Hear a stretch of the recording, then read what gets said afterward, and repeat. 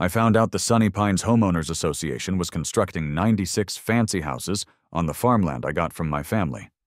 But when I looked at my grandpa's old property maps, it turned out their whole project was actually on my land.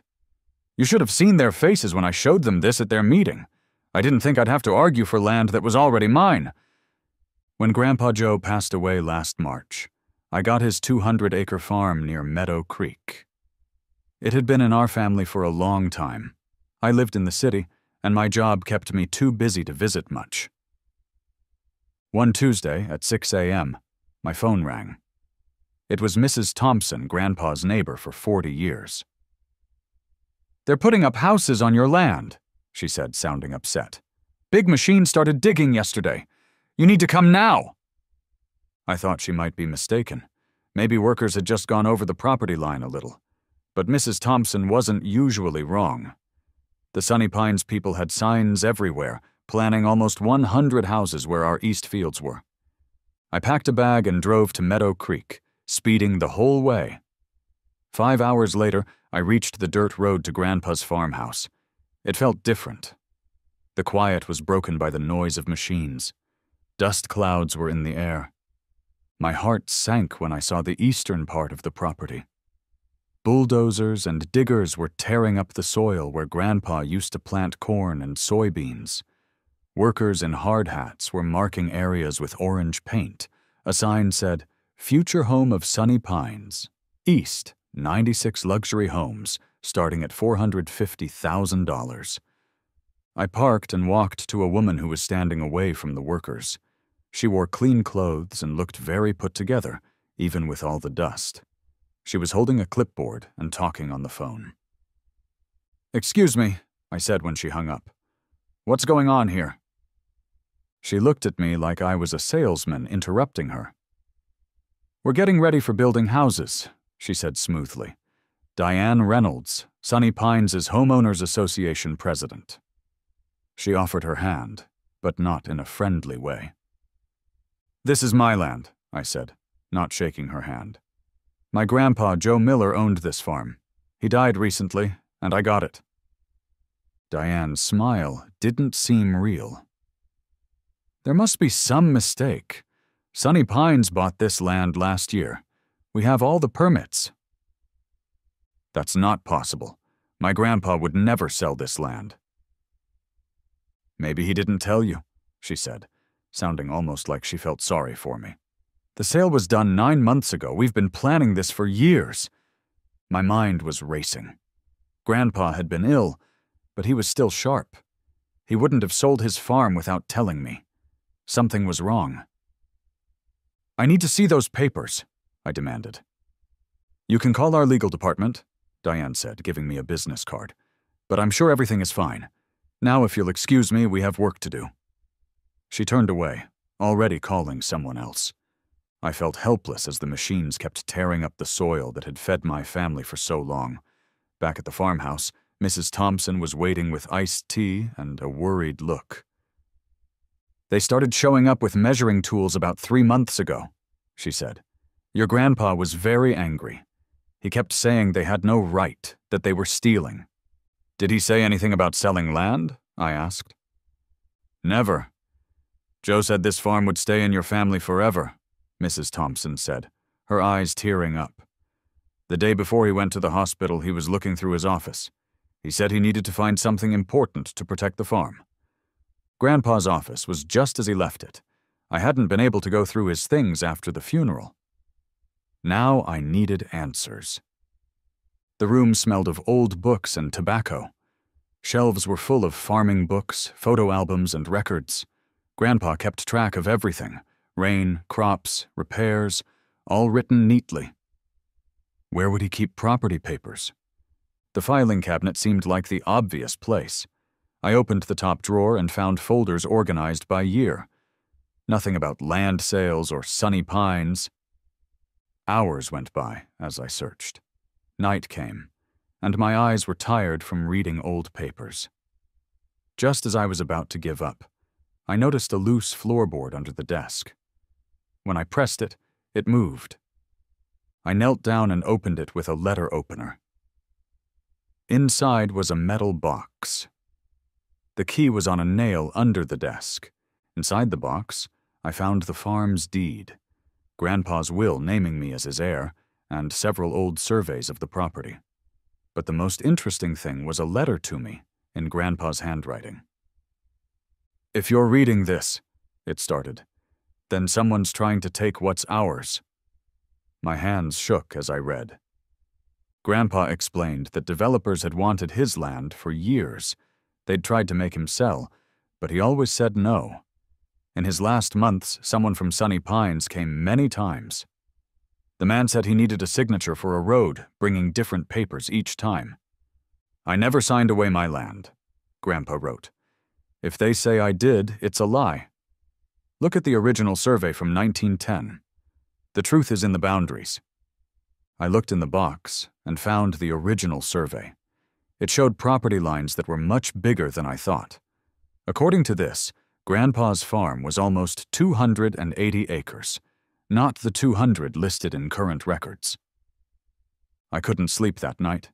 I spread the papers on the kitchen table, comparing the old survey with newer maps. Something strange had happened. The eastern boundary had moved, making our land smaller. It wasn't just the area being built on. According to the original documents, we owned land where part of the existing Sunny Pines development already was. At dawn, I knew what to do. First, I needed a lawyer. Then, I needed to find out what Diane Reynolds and her HOA were up to. If they thought they could steal from my family, they were in for a surprise. I folded Grandpa's letter and put it in my pocket.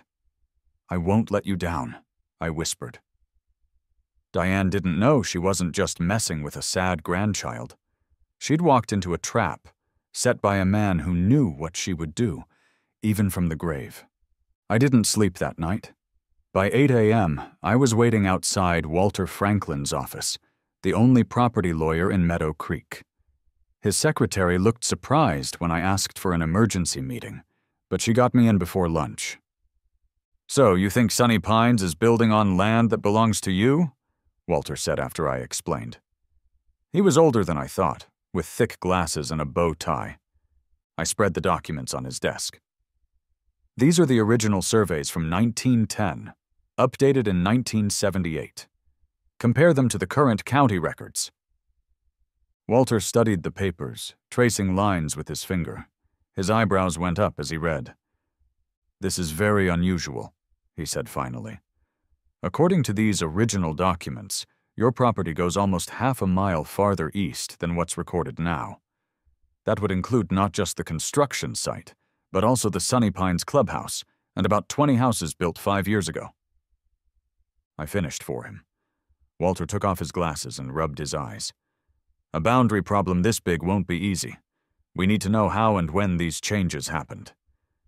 He called the county assessor's office, putting the call on speaker. After going through many departments, we learned something shocking. In 1984, a small change to the eastern boundary was recorded, just a 10-foot easement for utilities. But in 1997, a much bigger change appeared, reducing the property by almost 80 acres. The paperwork was minimal, just a form with a signature that barely looked like Grandpa's. "He would have been in the hospital that month," I said, checking the date.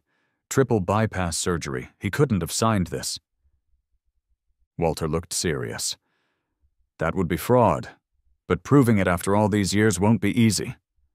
"What can we do?" I asked. "File for an emergency order to stop construction immediately. Then ask the court to recognize the original boundaries. We'll need a surveyor to check these old maps." As Walter prepared the emergency filing, I realized I needed more. I drove to the county records office and asked for everything they had on Sunny Pines Development Company. Hours later, hidden in a back corner of the library, with stacks of public records, I found something important. Sunny Pines wasn't just a neighborhood, it was a complicated network of companies. The same 6 names appeared throughout: Diane Reynolds, her husband Thomas Reynolds, County Commissioner James Harris, Planning Board Director Mark Wilson, and 2 others I didn't know. But the most interesting document was from just 3 months ago. A loan approval for $16 million to finance Sunny Pines East, with the land itself listed as security. My land. I took photos of everything and headed to my next stop, the offices of the Meadow Creek Gazette, our local newspaper. The editor, Tanya Williams, had known my grandfather. When I told her I was looking into potential fraud involving local officials, she became interested. "I can't publish accusations without proof," she warned, "but I can look into the approval process for this development. It did seem to move very fast." Back at the farmhouse, I found Mrs. Thompson talking to another neighbor. "Mr. Grayson," she said, when I mentioned Diane Reynolds. His face darkened. "That woman is why I sold my place," he said angrily.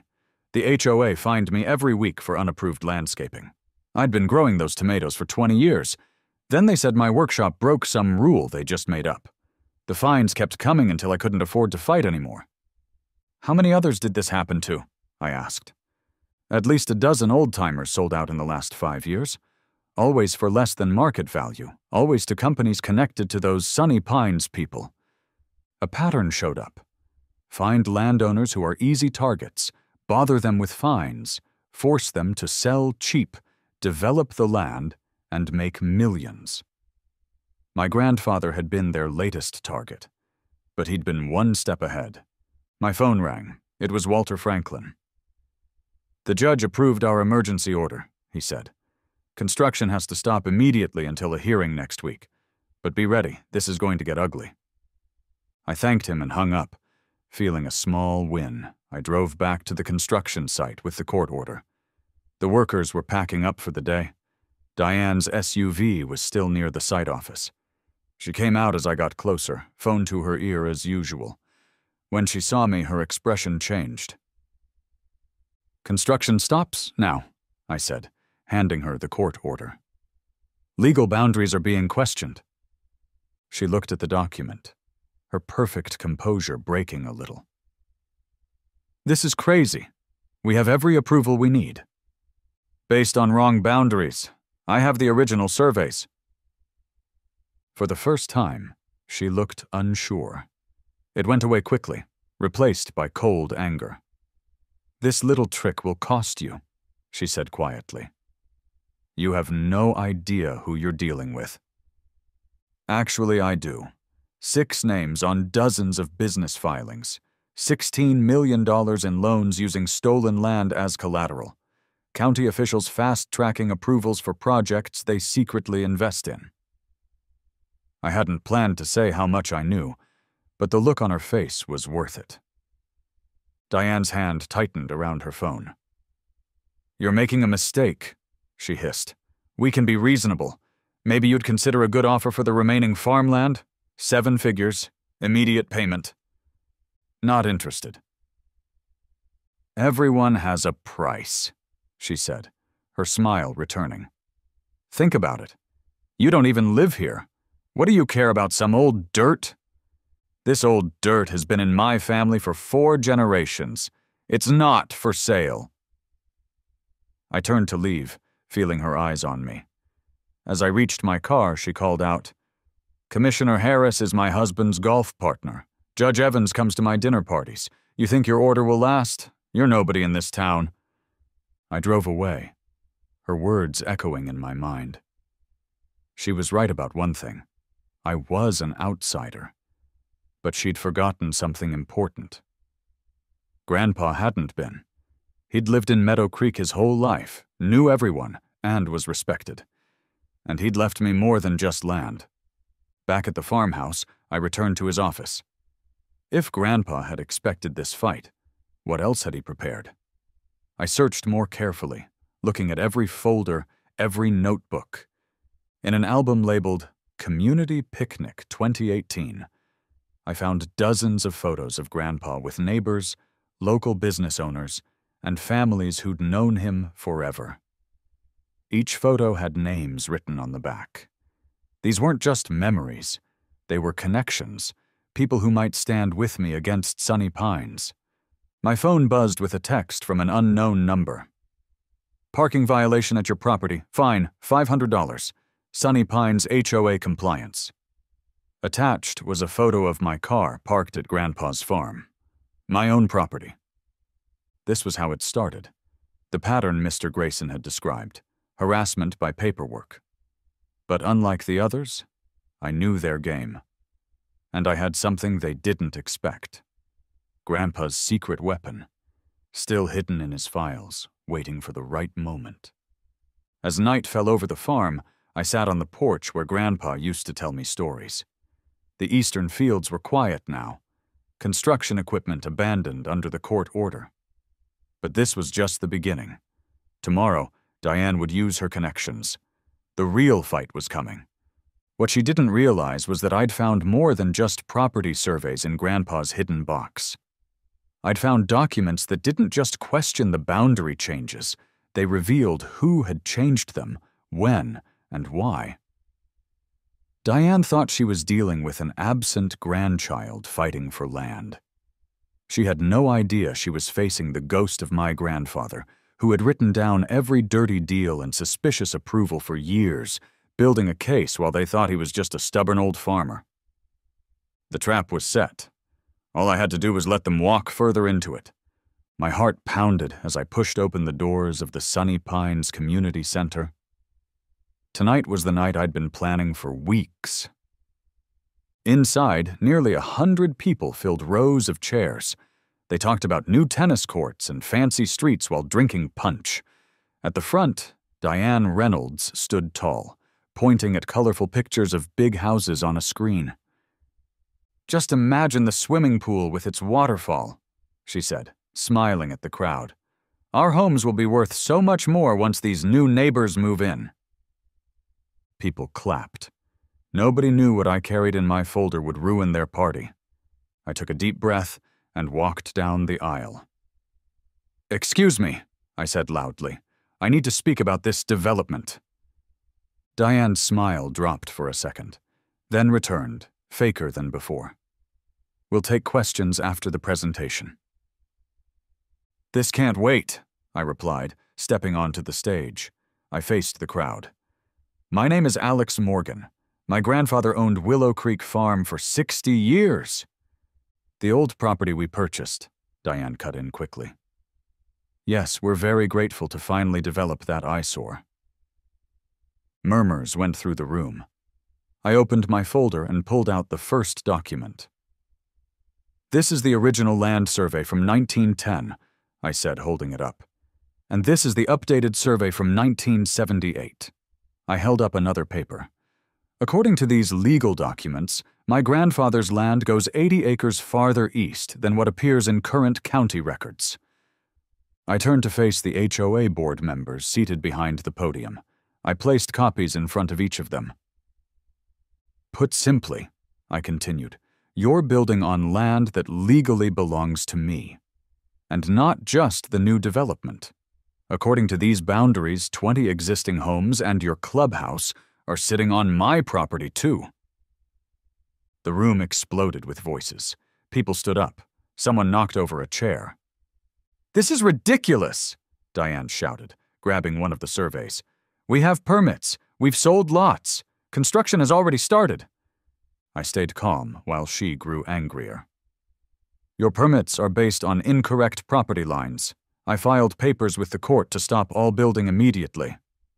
Gerald Fisher, a man with thick glasses who served as the HOA treasurer, studied the documents with growing panic. "Diane," he whispered loudly, "these boundary markers match the old creek bed. They look real." She yanked the papers from his hands. "This is clearly some kind of trick to get money from us. We'll fight this nonsense." "You're welcome to try," I replied, pulling out one final document. "But here's something you should know. According to these legal boundaries, your personal house, Diane, sits entirely on what is legally my land." The room went completely quiet.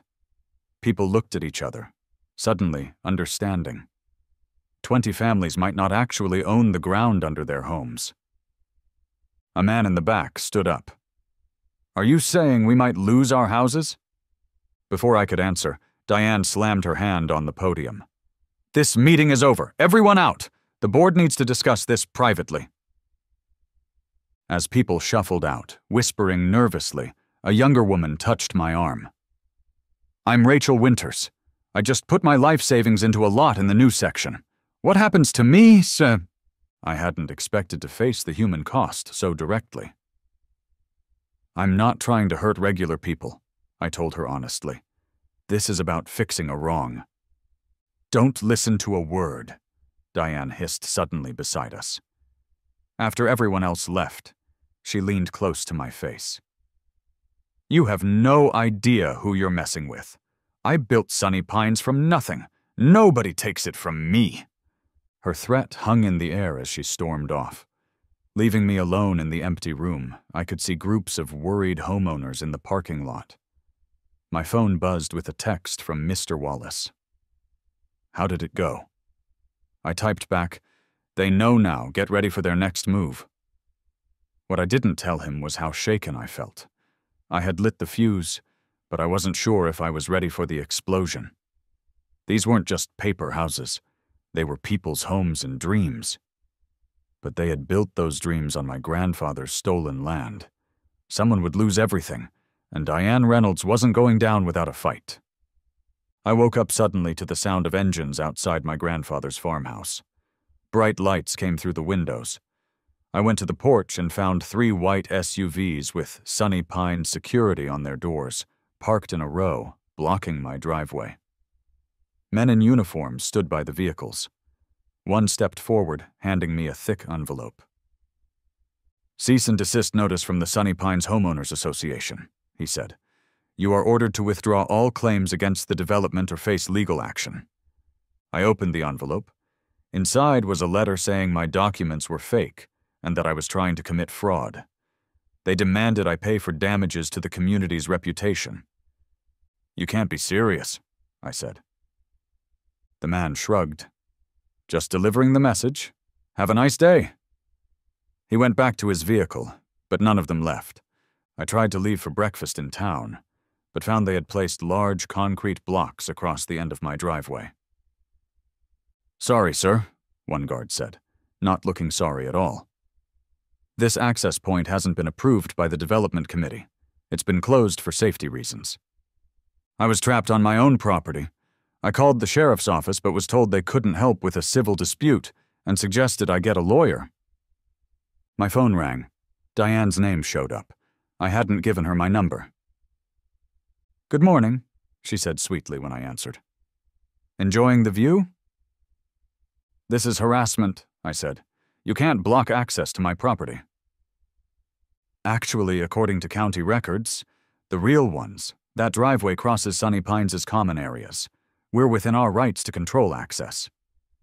You know those records are wrong, she laughed. Let me explain how this works. The county commissioner plays golf with my husband every Sunday. The building inspector's daughter works for my real estate company. The water department supervisor lives in Sunny Pines. I felt my stomach drop as she continued. By tomorrow, your farmhouse will have at least 15 code violations. Your water might get shut off due to maintenance. Local contractors won't return your calls because they know better than to cross me. That's illegal, I said. That's small-town politics, she replied. You can't win this, but I'm reasonable. Drop your claims, sign over the disputed acres, and this all goes away. I'll even throw in a nice payment for your trouble. This isn't about money, I told her. It's always about money, dear. Think it over. You have until tomorrow. She hung up. I stared at my phone, then at the security vehicle still parked outside. They weren't leaving. True to Diane's word, by afternoon, a county inspector arrived to check the farmhouse. He found problems with everything.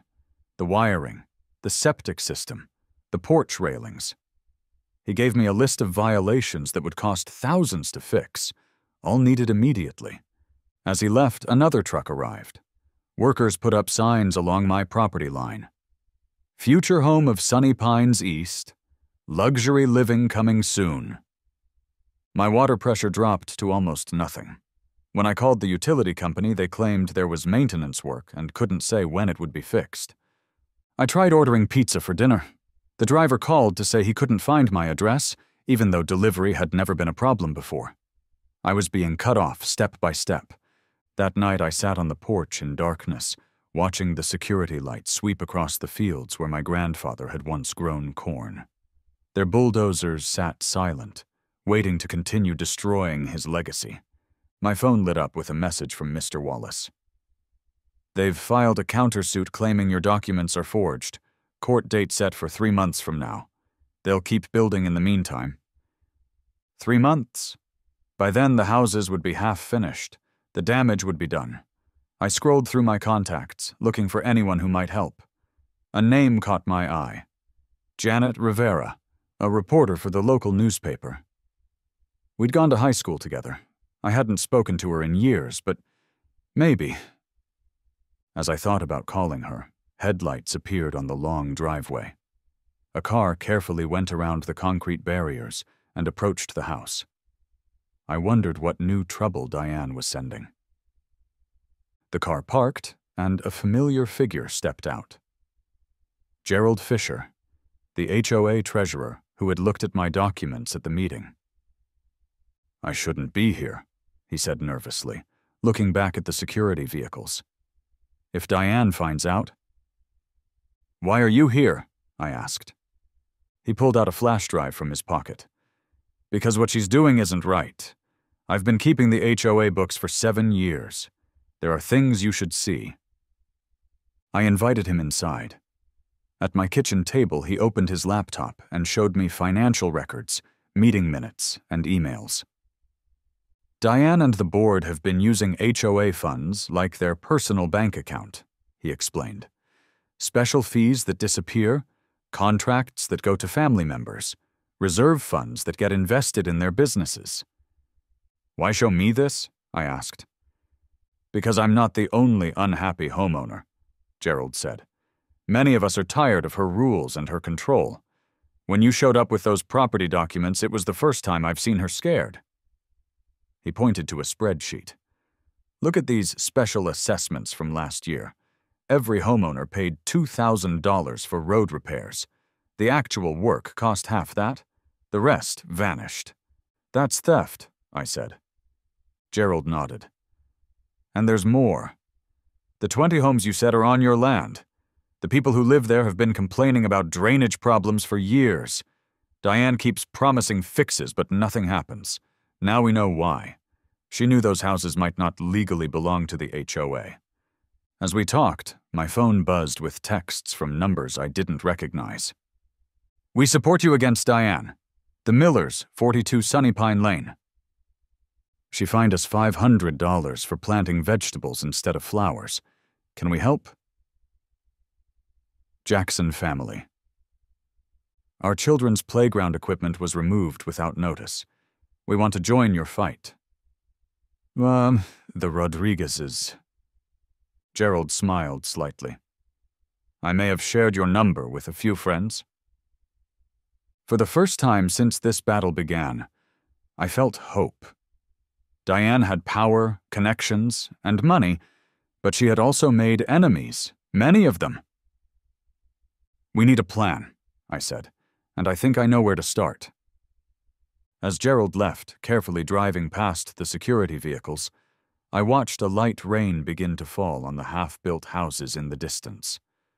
Diane thought she was punishing me into giving up. Instead, she had just helped me find the allies I needed to win this war. Tomorrow would be different. Tomorrow, I would stop playing defense. My grandfather always said, "The best trap isn't one your enemy walks into. It's one they help you build without knowing it." Diane had just handed me the final pieces I needed. My water was shut off yesterday. The electricity went this morning. I stood in my grandfather's kitchen, looking at spoiled food in the warm refrigerator. Diane Reynolds thought she could bully me off my land by making life unbearable. She was wrong. I grabbed my notebook and headed out. If Diane wanted war, I needed allies. The first person I visited was Mrs. Thompson, who answered her door in a flowered housecoat. "They shut off your utilities?" she gasped. "That's illegal." "So is building on my land," I replied. "But Diane has friends at the county office. I need to know who else might hate the HOA as much as we do." Mrs. Thompson's eyes lit up. "Oh, honey, grab a chair. This might take a while." She gave me 15 names. Families who'd been fined for the wrong color mailbox, elderly couples threatened with liens for having grandchildren visit too often, a single mom who couldn't afford the $900 fee for putting up a small fence to keep her toddler safe. I spent the entire day knocking on doors throughout Sunny Pines. At first, people were scared to talk, but when I showed them my property documents, something changed. Hope replaced fear. Sarah Jenkins, whose garden had been forcibly removed, invited me in for lemonade. "Diane made my husband dig up our tomato plants because vegetables weren't aesthetically pleasing," she said, hands shaking with anger. "We got a $500 fine. My husband works 2 jobs already." The Patel family had spent $3,000 fighting the HOA over their porch swing. The Johnsons couldn't paint their front door the color they wanted. Every house looked exactly the same, beige with white trim. "It's not just the rules," Trevor Martinez explained, while his wife, Maria, nodded. "It's how they enforce them. Diane drives around taking pictures of violations. Some people get warnings, others get instant fines. There's no fairness. By sunset, I had talked to 27 families, all with similar stories, all afraid of Diane Reynolds. I picked up my phone and called Mr. Wallace, my attorney. "Can we legally form a competing homeowners association?" I asked. "On your land? Absolutely," he replied. "But what about the existing homes?" "That's where it gets interesting," I said. "I'm going to need the community center for a meeting tomorrow night." Mr. Wallace laughed. "They'll never let you use it." "They don't own it, I do. According to my property lines, remember?" The next day, I printed 200 flyers. "Emergency community meeting. Your home may be at risk." I included copies of the original property survey. As darkness fell, the community center filled beyond capacity. 97 families showed up. People stood against the walls when the chairs ran out. Diane arrived last, pushing through the crowd, her face twisted with rage. "This meeting is unauthorized. Everyone needs to leave immediately." Sarah Jenkins stood up. "Or what? More fines? Haven't you taken enough from us already?" The room erupted in applause. I walked to the front, holding up my hands for quiet. "I didn't come here to cause trouble," I began. "I came because my grandfather's land was stolen. But after meeting all of you, I realized I'm not the only victim." For the next hour, residents shared stories of HOA abuse. Tears flowed. Voices shook with emotion. Diane sat stiffly in the back, tapping furiously on her phone. "Here's what I propose," I said when everyone had spoken. "We form the Meadow Creek Homeowners Coalition. Together, we negotiate new property lines that are fair to everyone. We create a new community agreement with reasonable rules and transparent finances." "You can't do that," Diane shouted. "These homes are bound by contract to Sunny Pines' HOA. I held up the original land survey. "Contracts based on fraudulent property ownership aren't valid, Miss Reynolds. But I'm not here to take anyone's home. I'm here to fix what's broken." The vote was nearly unanimous. 89 families joined the coalition on the spot. As people filed out, energized and hopeful, Gerald Jenkins, the HOA treasurer, approached me privately. "There's something you should know," he whispered, glancing nervously at Diane across the room. "The HOA finances, they don't add up. Monthly dues keep increasing, but our reserves are shrinking. I've tried to look into it, but Diane controls all the accounts." I patted his shoulder. "Would you be willing to show me the books?" He nodded. "Tomorrow morning. My office." Diane stormed over, pointing her finger in my face. "You've made a terrible mistake. By this time tomorrow, you'll regret ever coming to Meadow Creek." "Is that a threat, Miss Reynolds?" "It's a promise. I have the county commissioner, the police chief, and the local judge on speed dial. This little rebellion ends now." What she didn't know was that I'd invited a reporter from the Meadow Creek Gazette to sit quietly in the back of the meeting. Every word had been recorded. Every threat documented. As Diane slammed the door behind her, my phone buzzed with a text from Mr. Wallace. "Environmental survey results came in. You won't believe what's on that land." I smiled. Diane thought she had all the power, but Grandpa always said the truth was the most powerful weapon of all. And tomorrow, the truth about Sunny Pines HOA would be front-page news. I woke up to police cars surrounding my grandfather's farmhouse. Through the window, I spotted Diane Reynolds standing next to a tall man in uniform. "Time to face the music." "You're trespassing on private property," the police chief announced as I opened the door. I smiled calmly. "Actually, Chief Williams, I believe you'll find I'm the legal property owner." I handed him a folder containing the original land surveys and my grandfather's deed. "These documents haven't been verified," Diane snapped. "They have, actually." A woman stepped forward from a car I hadn't noticed. "Carolyn Mitchell, County Records Office."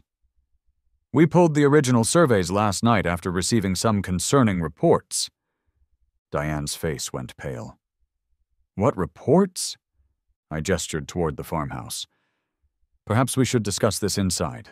Coffee's ready." 15 minutes later, my kitchen table held an unexpected gathering. The police chief, the county records clerk, Mr. Wallace, my attorney, and Diane, whose perfect makeup couldn't hide her growing panic.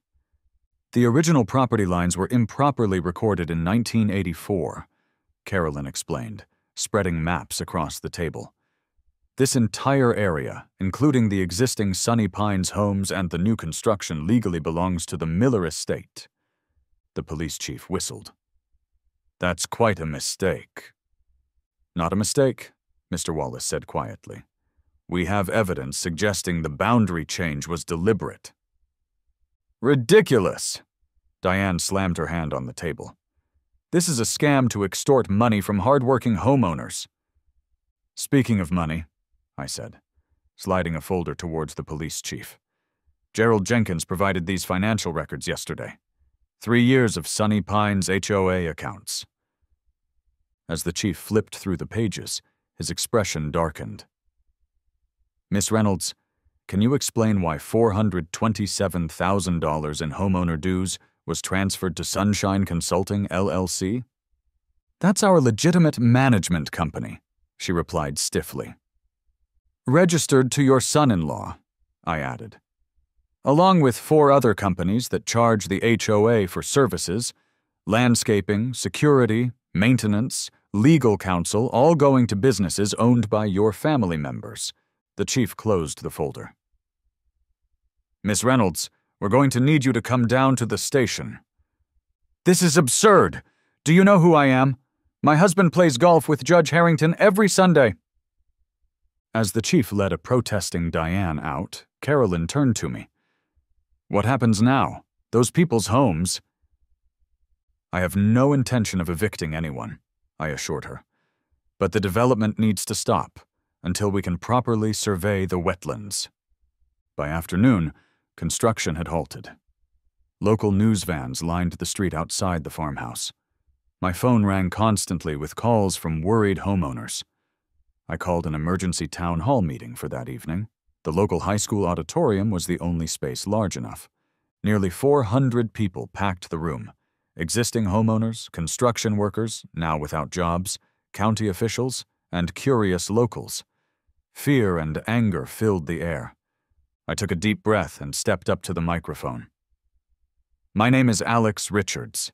This was my grandfather's land. I didn't come here looking for trouble. I came to honor his legacy."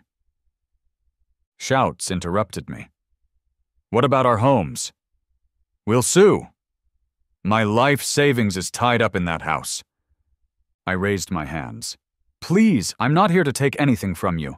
In fact, I want to offer a solution that benefits everyone. The room quieted slightly. I continued. First, all existing homeowners will receive proper legal deeds to their property. No one will lose their home. Murmurs of relief spread through the crowd. Second, the new development will be redesigned to protect the wetlands that my grandfather cherished. These aren't just swamps. They're critical habitats and natural flood protection for the entire area. I clicked to the next slide, showing Grandpa's environmental studies. These wetlands are home to 3 endangered species. Building on them isn't just wrong, it's illegal under federal law. A man stood up. I put my life savings into a lot in the new section. What happens to my investment? Fair question. We're establishing a property exchange program. Anyone who purchased in the protected area can swap for an equivalent lot in the redesigned development. No one loses their investment. For the next hour, I outlined my vision. A community that balanced homes with nature, transparent governance, reasonable rules, fair fees that actually went toward community improvements. Toward the end, Sarah Jenkins took the microphone. I've lived under Diane's rules for 8 years. I couldn't paint my door blue. I couldn't grow tomatoes. My kids couldn't play outside after 7 p.m. because it violated the noise ordinance. She looked around the room. Is that really the community we want? By the time the meeting ended, we had over 300 signatures supporting the new Meadow Creek Community Association. Even some of Diane's former allies joined, including Gerald, who agreed to help untangle the financial mess. The next 6 months weren't easy. Diane hired expensive lawyers who tried every trick to overturn our claims. But the evidence was too strong. She eventually accepted a plea deal on the financial fraud charges. Today, 1 year later, I'm sitting on my grandfather's porch, watching kids ride bikes past houses with doors painted every color of the rainbow. The community garden, where Sarah's tomatoes grow tall, is buzzing with neighbors sharing gardening tips. Behind me, Grandpa's farmhouse has been transformed into our community center. Classes, meetings, and celebrations happen daily. The wetlands are protected by a conservation easement, with walking trails and educational signs explaining the importance of each plant and animal. Mrs. Thompson joins me on the porch, handing me lemonade. Your grandfather would be bursting with pride, she says, pointing to where construction has finally resumed on the redesigned development. Smaller homes, more green space, solar panels on every roof. I found something while cleaning out his study, I tell her, pulling out a faded notebook. Grandpa's journal from 30 years ago.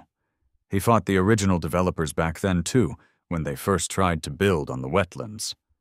Mrs. Thompson smiles. He always said you were just like him, stubborn as a mule when fighting for what's right.